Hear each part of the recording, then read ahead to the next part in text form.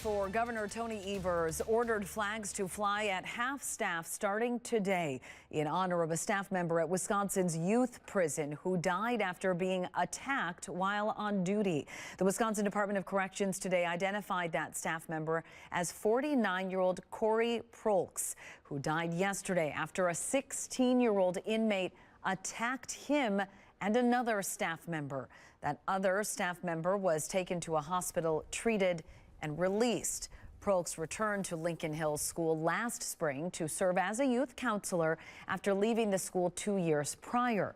The Department of Corrections says his fiance and daughter want everyone to know he was an amazing father, partner, son, and human being. Flags will fly at half-staff through sunset tomorrow.